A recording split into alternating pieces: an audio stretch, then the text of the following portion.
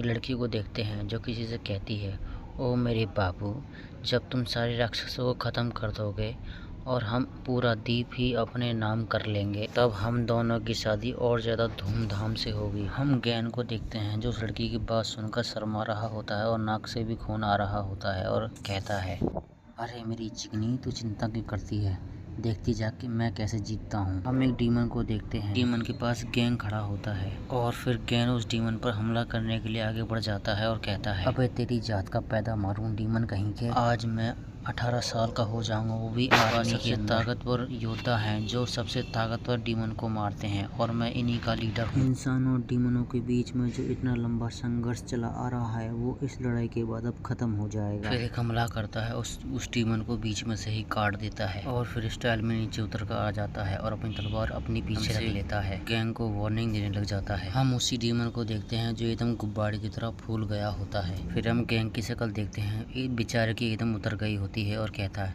इस साले को भी अभी फटने के लिए तैयार होना था। फिर वो डीमन एकदम से ब्लास्ट हो जाता है। फिर सिस्टम गैंग से कहता है, अब तेरे पास जिंदगी के सिर्फ 2 ही मिनट बाकी हैं। गैंग को देखते हैं जो बेचारे की हालत ही बदतर हो गई होती है, ये तो कबाड़ा हो गया। सिस्टम कहता है, मैं तेरे को एक चांस और दे रहा हूँ, चल तुझे रीबर्थ करता हूँ, क्या तू चाहता है कि मैं तेरे को रीबर्थ कर दूँ? फिर गैंग रीबर्थ पर क्लिक कर देता है। हम गैंग को देखते हैं जिसकी आंखें कहीं और खुली हुई होती हैं और गैंग कहता है, अबे मैं कहाँ हूँ, कौन सी जगह हूँ, सही सलामत तो हूँ ना? गैंग ने एक डीमन का रीबर्थ लिया होता है और जोरों से हंस रहा होता है और कहता है, उस साले हरामी डीमन ने सोचा था कि वो मुझे मार डालेगा, अबे साले मुझे मारना इतना आसान भी नहीं है बे। दूसरे डीमन उसको घूर रहे होते हैं। फिर गैंग उन लोगों को देखता है और उनसे कहता है, मैं इन जैसे डीमनों के साथ क्या कर रहा हूँ, मेरे को तो इन लोगों के पास होना ही नहीं चाहिए। जान कहता है, सुन मेरी बात, तू अपनी नौटंकी बाद में कर ली और चल मेरे साथ, अगर ब्लू गिल्ड यहाँ आ गया ना तो हमें ख़त्म कर देगा। फिर गैन एकदम से अपने चेहरे पर हाथ लगाता है और अपना चेहरा दाएं बाएं आगे पीछे हर जगह छूते हुए कहता है, अबे बुड्ढे, तेरा मतलब क्या है, तू किससे बात कर रहा है बे, कहीं तू मुझसे तो बात नहीं कर रहा? गैन एक शीशा देखता है और उसके पास जाकर अपनी शक्ल देखता है। अपनी शक्ल देखने के बाद तो उसकी तो आत्मा ही बाहर निकल के आ जाती है। फिर गैन एकदम से अपने मुँह से आग उगल रहा होता है और कहता है चिल्लाकर, अबे साले कुत्ते, तू बाहर आ सिस्टम, क्या तूने पुनर्जन्म नहीं कहा था? साले तू जानता है मैं एक इंसान था, मेरी बचपन का प्यार और मेरी बचपन की पत्नी अभी भी मेरे घर पर इंतजार कर रही होगी। अले कुत्ते सिस्टम, तूने मुझे बना किया दिया है, जल्दी बाहर आ। फिर यान को पसीने आ रहे होते हैं गैंग का ही रूप देखकर। यान कहता है घबराते हुए, अबे इसको क्या हुआ, ये इतना भड़क क्यों गया? हम आता है और शर्मा रहा होता है और कहता है, मुझे माफ़ करियो यार, लेकिन क्या करूँ, तेज जब तू पुनर्जन्म दे रहा था तो एक हैक आ गया था मेरे सिस्टम में। और भी ज़्यादा चिढ़ जाता है और चिल्लाते हुए कहता है, साले बग, उस बग को ना अपनी डाल ले पीछे से, तू जल्दी से एक काम कर, उस बग को ठीक करो, मुझे फिर से पुनर्जन्म दे। फिर सिस्टम भी कहता है, माफ़ कर यार, लेकिन मैं उस बग को ठीक ही नहीं कर सकता। गैंग सिस्टम को पकड़ता है और उसे पूरा तोड़ देता है और कहता है, ये बता, जब तू मुझको पहली बार मिला था तो तूने क्या कहा था कि मैं तुम्हारी ज़िंदगी भर सेवा करूंगा, जो तुम कहोगे वो करूंगा। साले तेरी सेवा ऐसी होती है, मैं तेरे मालिक से जाकर तेरी शिकायत करने वाला हूँ, अब तू देखता जा। सिस्टम घबरा रहा होता है और कहता है, अबे साले मुझे तोड़ना बंद कर, मुझे ही पता है, लेकिन क्या करूँ तेरे लिए, इसलिए मैंने दूसरा प्लान तैयार करके रखा है तेरा पुनर्जन्म का, चल छोड़ मुझे। सिस्टम का पैनल आता है और उसमें लिखा होता है, अगर देख तू दोबारा मरा तो तू दोबारा से पुनर्जन्म ले लेगा, लेकिन अगर तूने अपनी हत्या करने की खुद कोशिश की तो भाई मैं तुझे पुनर्जन्म नहीं देने का, भूल जा फिर तो। और ये सारे डीमन पीछे बात कर रहे होते हैं और गैंग आगे की तरफ रो रहा होता है। भाई आप लोग यही सोच रहे होंगे ना कि मैं इन दूसरे डीमनों की बात क्यों नहीं एक्सप्लेन कर रहा। भाई मैं इतना लंबा चौड़ा नहीं करूँगा, सिर्फ मैन बंदे की बात पे ही एक्सप्लेन करूँगा, ठीक है, और जो ज़्यादा इंपॉर्टेंट होगा सिर्फ उसकी। हम एक लड़की को देखते हैं और उस लड़की का नाम लेब्रन होता है। ये अपनी पावर का यूज़ करती है और कहती है, सब लोग सुनो, मुझे पता चल गया है, ब्लू गिल्ड वाले बाहर खड़े हैं, B+ ताकत वाले महामहिम के अलावा, और हम जैसे उन लोगों से बाकी लोग मुकाबला नहीं कर सकते, ना ही उनमें से कोई हम पर मुकाबला कर सकता है। हमर एकदम से रोने लग जाती है और कहती है, हमें जल्दी से जल्दी कुछ भी करके यहाँ से भागना होगा और 9 2 11 होना होगा। अगर हमें उन गिल्ड वालों लोगों ने पकड़ लिया तो वो साले हमें जिंदा ही उधेड़ कर सुखा देंगे, वो भी धूप में। तुम जानते भी हो ये कितना दर्दनाक होता है। जैसे ही गैन ये बात सुनता है, फिर गैन अपने मन में कहता है, ब्लू गिल्ड ये तो लेकिन एक इंसानों गिल्ड है ना, और मैं एक राक्षस हूँ। गैन के जैसे ही दिमाग में ये एक आइडिया आता है, वो इन लोगों की तरफ देखता है और हंस रहा होता है और कहता है, इंसान मुझे खत्म कर देगा तो मैं जरूर पुनर्जन्म ले सकता हूँ। फिर गैंग बाहर की तरफ जा रहा होता है और ये सब देखते हैं और हैरान होते हैं। गैंग एक जगह रुक जाता है और कहता है, मेरी बात कान खोलकर सुनो, हम लोगों को छिपने से कोई भी समस्या हल नहीं होने वाली है। फिर गैंग हंसता है और कहता है, चलो अब मैं उन इंसानों को अब अकेले ही रोकने जा रहा हूँ।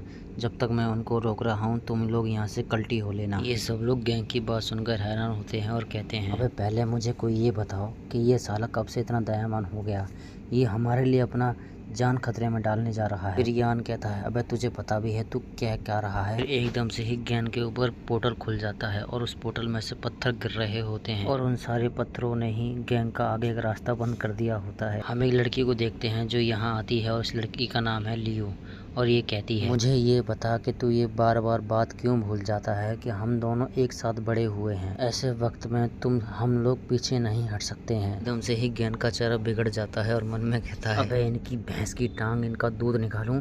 सालों तुम मेरे पुनर्जन्म के बीच में क्यों आ रहे हो। एकदम से उन पत्थरों में घूंसा मारता है, लेकिन उन पत्थरों को एक खरोच भी नहीं आई होती है। और लियो गैंग को ये हरकतें करते हुए देखकर कहती है, अबे तू क्या पागल हो गया है। गैंग घूर कर देखता है और कहता है, पहले तू ये बता कि तूने मेरे बीच में दखल क्यों दिया। फिर मन में कहता, और मोरी मैया, साले मेरे हाथ दुख रहे हैं। फिर लियो कहती है, अबे ये क्या पागल हो गया है, ये क्या बोल रहा है, दखल अंदाजी और मैं औरत। गाने दो में चिल्ला कर कहता है, अबे गधे के बच्चे, उल्लू के पट्टे, तू क्या खा के आया, सुबह सुबह नाश्ते में गोबर खाया था क्या, साले तू उसे औरत क्यों कह रहा है। फिर गैंग कहता है, अरे तुम समझ नहीं रहे हो, हमें बस एक ही काम करना है, वो है जिम टपाक टम डम। लियो को देखते हैं जो शर्मा रही होती है और बड़बड़ाते हुए कहती है, मैंने पहले उसके ऊपर ध्यान क्यों नहीं दिया, ये तो साला अब एक पूरा मर्द जैसा लग रहा है। फिर गैन बाहर जाते हुए कहता है, मैं अब और नहीं छिप सकता, मैं छिप कर थक गया हूँ। फिर बाहर जाते हुए कहता है,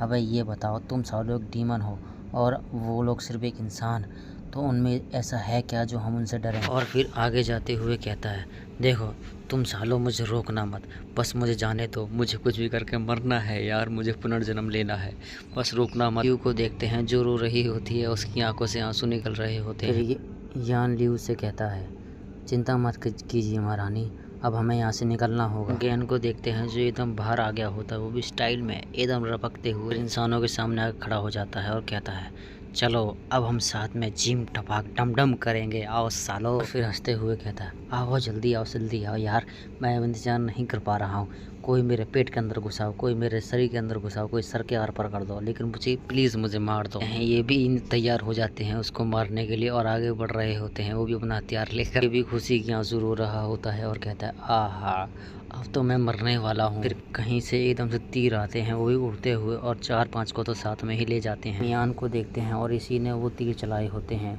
और यान कहता है, मुझे 3 साल हो गए हैं जब मैंने अपने राजा के साथ वो लड़ाई लड़ी थी, उसके बाद अब लड़ रहा हूँ, अब मज़ा आएगा लड़ाई लड़ने में। फिर सिस्टम आता है और सिस्टम इसके बारे में पूरी जानकारी देता है। सीबी क्लास में विकसित फूल तीरंदाज उच्च आत्माओं में राक्षस भावनात्मक उत्तेजना के एक छोटे से दौर में प्रवेश करते हैं, जिससे उनकी युद्ध शक्ति बढ़ती है और संभवतः स्थायी रूप से उनका स्तर भी ऊपर उठ जाता है। गैंग का तो ये सब देखकर मुंह ही बन जाता है, बेचारे शक्ल तो देखो, कितने अरमानों से आया था मरने के लिए, लेकिन बेचारे प्लान ही चौपट हो गया। फिर यान कहता है, जब हमारे राजा मर गए थे तो इन इंसानों ने ही हम सबको मिटा दिया था, हम लोगों ने समझौता कर करके ही अपने आप को इतना कमज़ोर समझ बैठे थे। यान आता है और गैंग के कंधे पर हाथ रखता है और कहता है, बच्चे इस बार तू बिल्कुल सही था।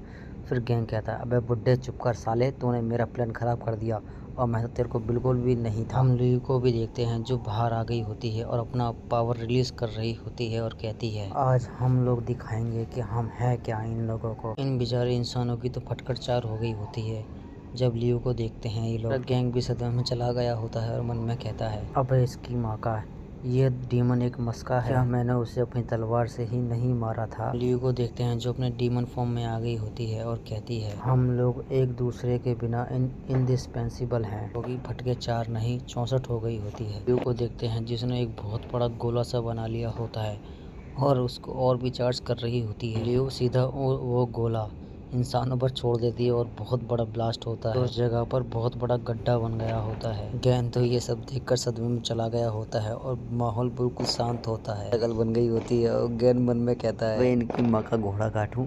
सालों ने मुझे मरने नहीं दिया और मेरा लेवल अप भी करवा दिया। बताओ बेचारे को कितना बड़ा सदमा लग गया ना मरने का। ये तो बेचारा अब कभी जिंदगी में मर ही नहीं पाएगा। गैन सदमे में पहुंच गया होता है और रो रहा होता है और इधर सिस्टम आता है और लेवल अप पे लेवल अप धे धना लेवल अप करे जा रहा होता है। जरा इस बेचारे गम तो देखो यार, इस पे लेवल अप भी नहीं सहा जा रहा है।